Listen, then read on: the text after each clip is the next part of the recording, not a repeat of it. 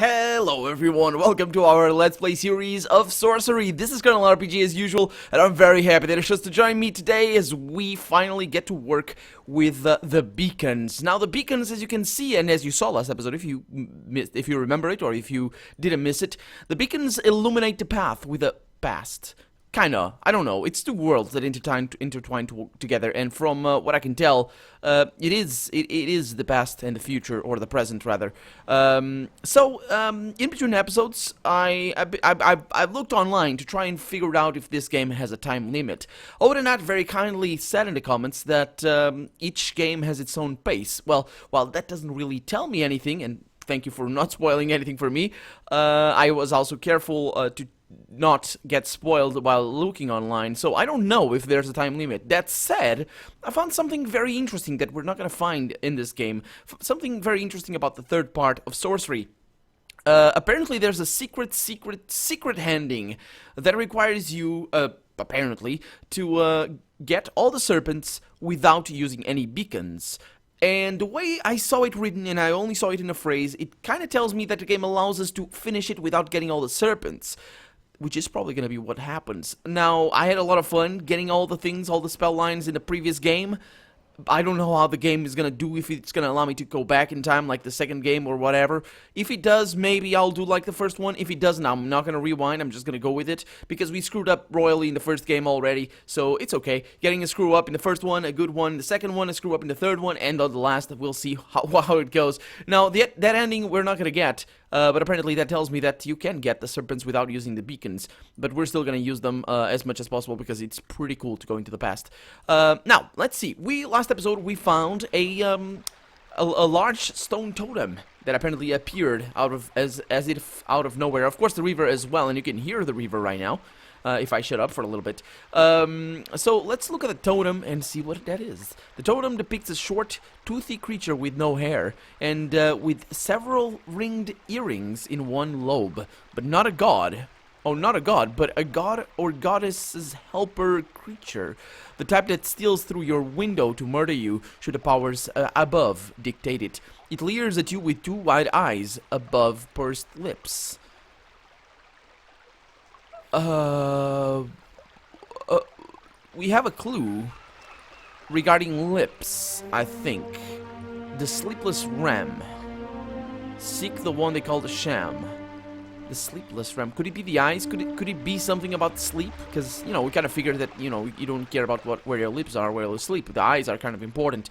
Let's touch the eyes and see what happens. You brush your fingers over the eyes. There is no click, no sting, no sense of energy. Perhaps this totem truly is merely made of stone. The totem's eyes seem to glint a little. Let's touch the lips now. You pause, remembering the ritual of Courga, and the terrible price of incorrect worship. What is if this totem is a trap? The mouth is slightly open, there is darkness inside. The lips feel slightly sticky to the touch. Let's kiss it. You lean down and kiss the totem on the lips. There is a quiet click, and you feel a sting at the back of your throat. I think the one to murder you. I think this is a red herring here. I think this line here is meant for you to get afraid of it. That said, the game also throws some hints our way that are not so red herring-ish. So, choke, cough, and spit. Wait a minute. That's not a choice. I'm gonna spit. I'm probably gonna die with this. You begin to hack and wheeze, hoping to get whatever has entered your mouth back out. And after a few moments, a bee flies out. Then the second bee flies out of the totem's mouth, followed by 2 or 3 more. They disappear up into the air and away towards the south, where you can see a field of flowers. You gasp with relief. The bee in your mouth did not even sting you. Oh, that's pretty cool. But if I open the totem, terrible things will happen. But I want to open the totem. You look around the totem, curious to see if there is a catch anywhere to allow you to look inside, but it is solid stone, or hollow, presumably but carved from a single block. You step away. How would you do that? You can't have something hollow and carved. I mean, at least not if you don't use magic. What you usually do is you carve it, hollow it out from the back, for example, and then you just put a lid on it, and that's easy. It's almost a single block, but, you know, it's the block and the lid, which could be this, and actually it could be from under it. Yeah, it makes more sense. There we go. You step away from the totem and the beehive within and turn your attention back to the road. So there we go. That was a total waste of time. We're not going there. We're going by the river. And, well, we could have maybe seen something on the river or something. The road meets the river bank. As the sun climbs towards its zenith, the winds pick up. You are met by a cheering sight. Once where this spot held the ruined foot of an ancient bridge, now a majestic stone arch rises high into the air as it crosses the river here. Away across. I can fill the gourd with water. That's gonna be... Excuse me, I'm dying now. The water is really poisonous. That could be good. You lean out into the river and fill up the gourd. The rushing water throws spray on your boots. Oh, boy. Anyway, look at the bridge first, and then we're gonna climb it. You gaze up the impressive stone bridge. The craftsmanship is incredible. The whole thing seems to have been carved from a single colossal block of stone, perhaps from the cliff face behind itself, and then lowered perfectly into place across the feature. What manner of creature would be capable of such a feat? Okay, let's climb up the breach. You haul your way up the first few steps of the bridge until you are standing above the water. The spray throws rainbows in the sunlight across the endless grass plains on either side. You can see for miles in either direction the tower to the east and the grassy plains ahead. For the briefest moment, the nose of a narwhal appears above the surface of the river. Then it is gone, dragged away by the current. What is a narwhal? And why is it capitalized? It's a monster, isn't it? Otherwise, it wouldn't be capitalized. You wouldn't say like a carp. And carp doesn't have a nose. I suppose. Maybe fish do or something. I don't know. Let's look north. Wait a minute. To the east, the tower. Yeah, the tower to the east. It's the tower that we came from. So I don't really need to look at the tower, but we'll look. Looking north across the plain, you see the barren wastes once more. In the far distance, a group of horses are steaming across the plain at wild speed. Their riders thrown from side to side. Then in a cloud of dust, they are gone once more. Looking back at the tower, you see the brass object gleaming in the sunlight. Strange thin light pours from the end. Each step of the bridge would require effort to climb, otherwise the road leads away, well paved, to the curving a little way ahead.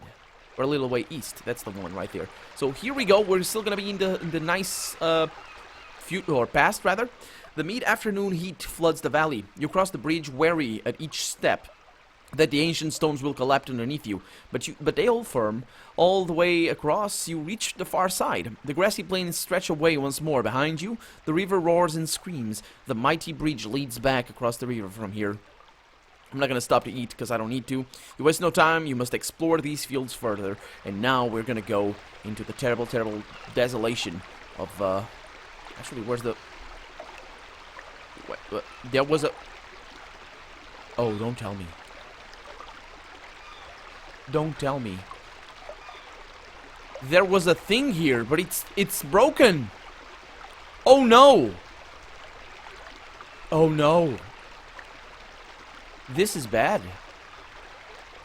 Okay, I didn't gain or lose anything. So what I'm gonna do here is something that I will do only because it's that I will do only. So this is the tower, the top of the tower, yeah. I'll do this only because I don't want to waste time. I don't want to screw up this quest line. So what I'll do, we'll try, yeah. So we're back over here, look at the view, we can look at the view. There's nothing that's going to go on towards the mountains. Look at the cliff, and I'm going to do something else. I can look at the plains as well. The rocks are green, but that greenery ends abruptly in dust at all sides. Look at the contraption, and try to move it. I think I'm just gonna go with that. Oh, okay. Oh, the bearing underneath the cylinder looks as though it might allow the contraption to move. Furthermore, set in the central dome is an impressive looking thing. So I look at the blue crystal, and I take the blue crystal, and it heals me. I don't actually take it because it's back there. So I'm gonna step back, and then he does something, and now I can do this, which is what I need to do. Okay, that's bad. That's better. That's better. So I can look at the view, do the same thing as before, because any of these could mean something, something for us. And then there it is. Okay, so now that I know they're broken, and I didn't notice that they were broken because I'm an idiot. But now that I know they're broken, there's more. There's more of them that way, I think, or I thought anyway. So this one is good. Was this one was here even if we didn't get that? So this tells me that this is a sort of a key. Or something. I'm sure I'm gonna be able to cross the bridge without this, but we'll figure it out. So from there, we know exactly what happens. There doesn't seem to be anything interesting there. There does seem to be some good stuff over this way, but or down that path. Let's see. So we have, if I can do this like so, maybe I'm gonna be able to. I don't really know what I must do, but I'll do this like here. You adjust the beam and climb down the tower. Okay, so now we're gonna do what we did at the end of the last episode, which is getting out of the tower and continue on. We have seen everything there is to see, and, well, we have seen them in the future as well. So we're gonna need to go this way. Nothing is gonna happen, I don't think. Return to the road once more. Everything is good. We're not gonna go across the plane because there's no... I think it's... Yeah, we thing the surface and the moon, you know, you stride forward, you wander the backlands, 3 days, but there's nothing there. That totem doesn't have anything for us. That's okay, that's okay. So, over here we are again, and we're gonna try and cross it. It needs to be, I need to cross it. Let's jump across. You eye up the width of the gap cautiously. It is a long distance, made harder to judge by the featurelessness of the far side. You will probably be unable to make it, at least not without aid. What can I do here? What kind of spell can I cast that would let me do this? Now, this is good. The fact that we need that to activate the other beacon is good because it tells me that I didn't actually waste that much time. So we have Foff, which is probably not gonna work. We have Zip. What is that for? Oh! Oh, that's right, because I have the green ring. Let's cast it. We're gonna die or something. Reaching up to the stars, you create the magic, trusting to luck.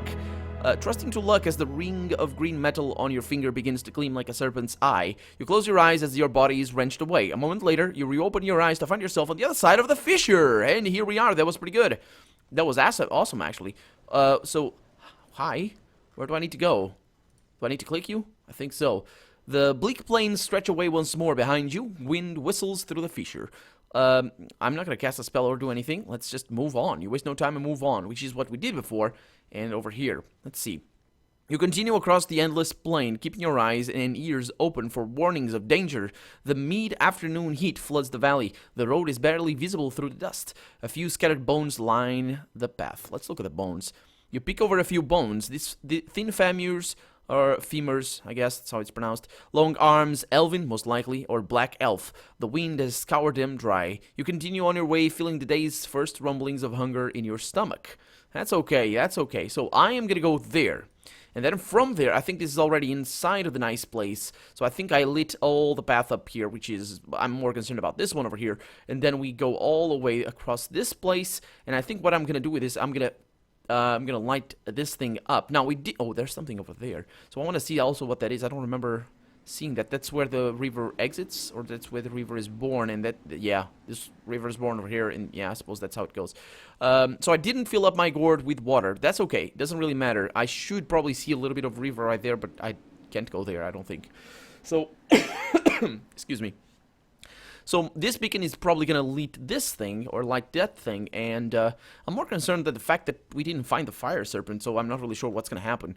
I guess we're going to have to move on and see. Let's go east first, because this seems like a nice place. You follow the old road. You begin to hear the distant sound of chatter and cartwheels on the stone. The sun is beginning to lower, and the air begins to cool. You stride across an open stretch of meadow, the river to one side, babbling and chattering in a gentle, warm breeze, fogging the view in the other direction. In the near distant floats the sounds of happy chattering voices. There must be a village nearby.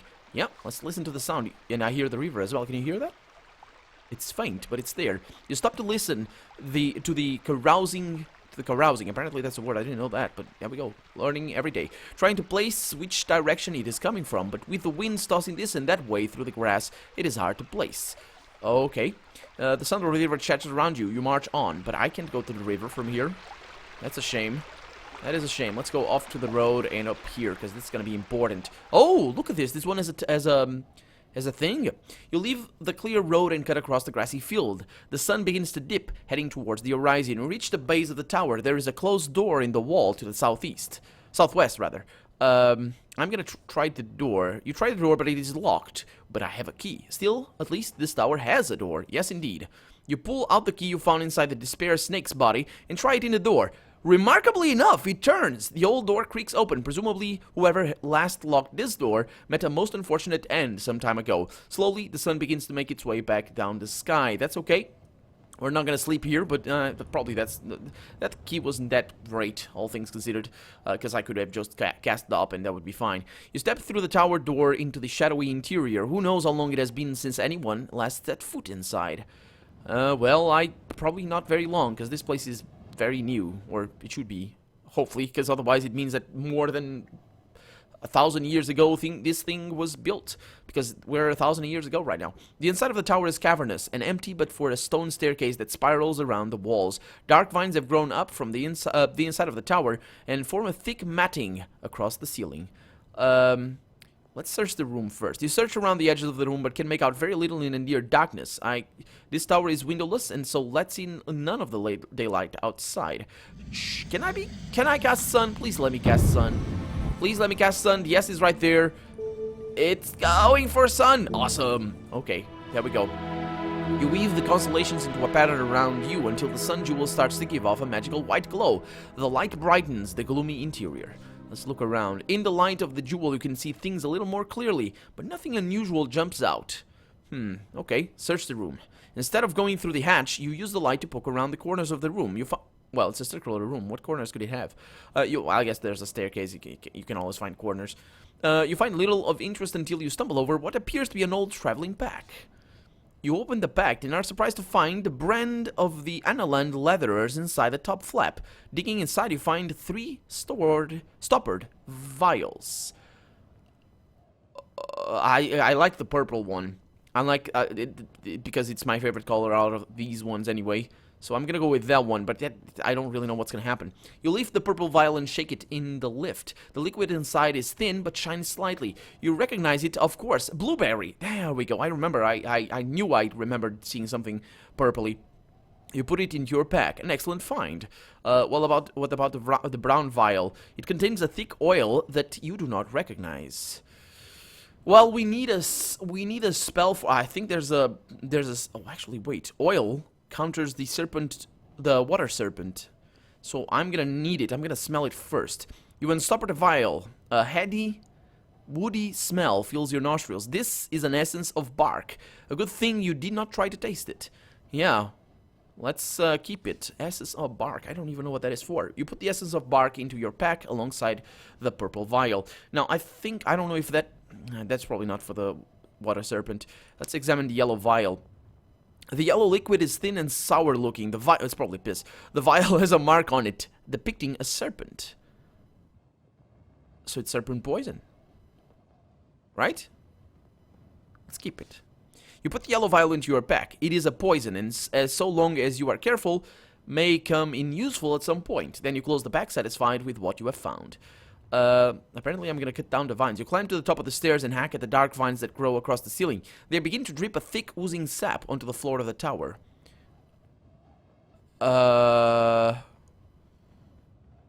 Sap. I think sap... I don't know if it's gonna be usable or something. Let's keep cutting the vines. You slash again at the vines across the roof, uncovering a trapdoor. It is bolted shut. The sap now covers your hands and arms. It begins to cool and solidify. Let's wipe away the sap. You try to wipe away the sap, but succeed only in covering your hands with it. With it more. You can feel your clothing becoming stiff and inflexible.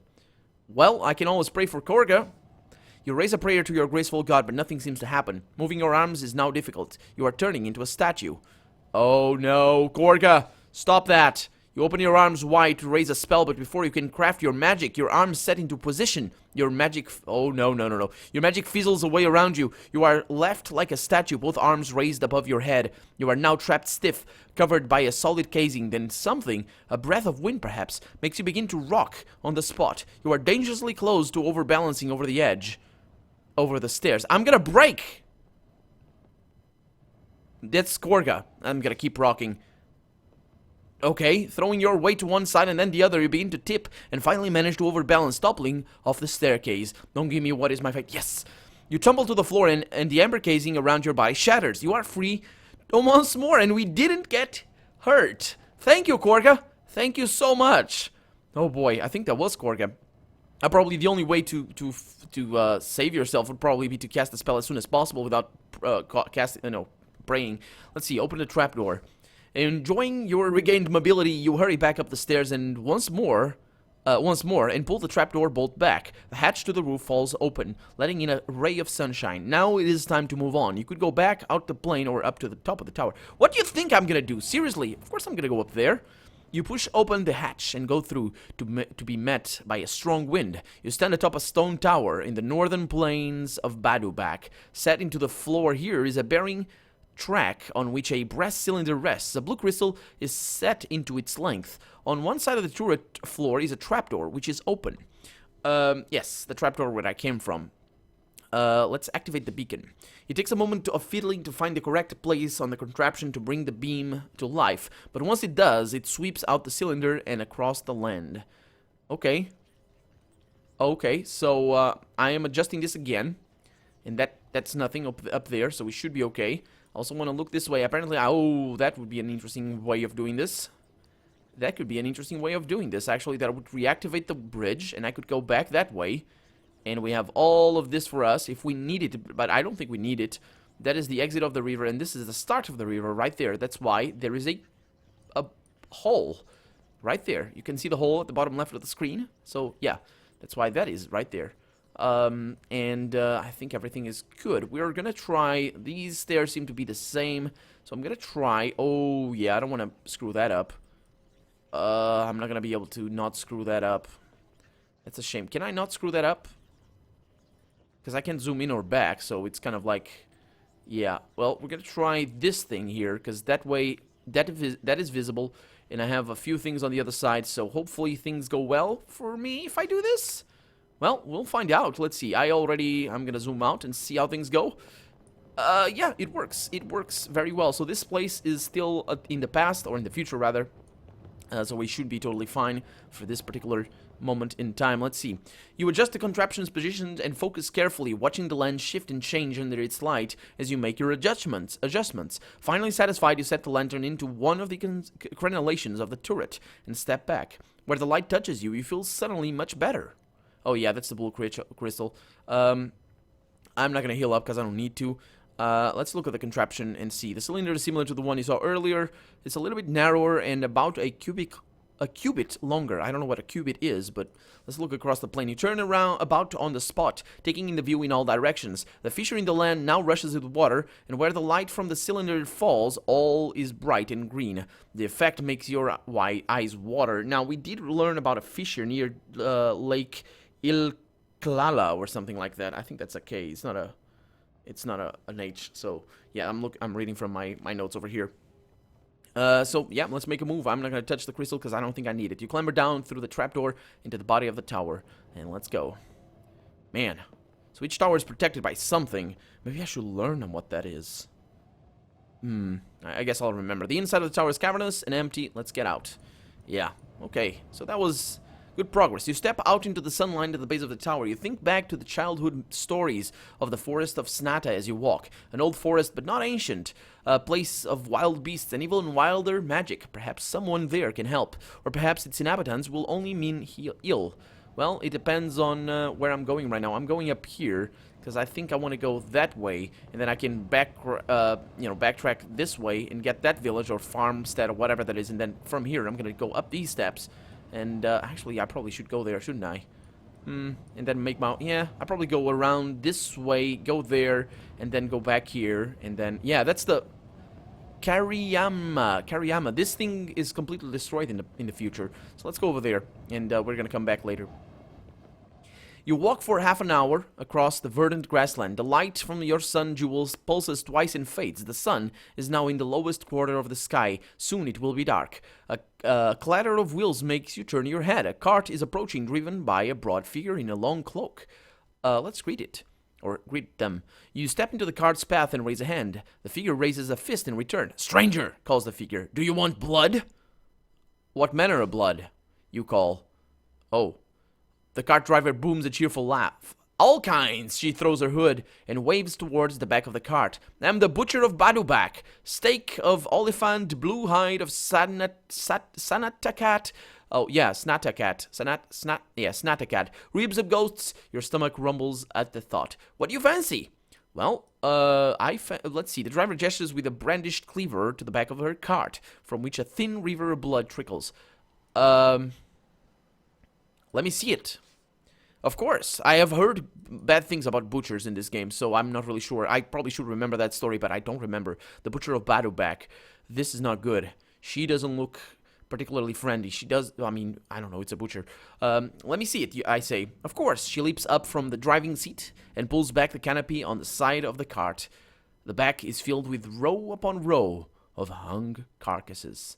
And with that, I'm Colonel RPG, and this has been Sorcery. I really hope you've enjoyed it, and if you did, go ahead and leave a comment, like the video, but above all, thank you so much for watching, and I hope I'll see you next episode. Bye-bye.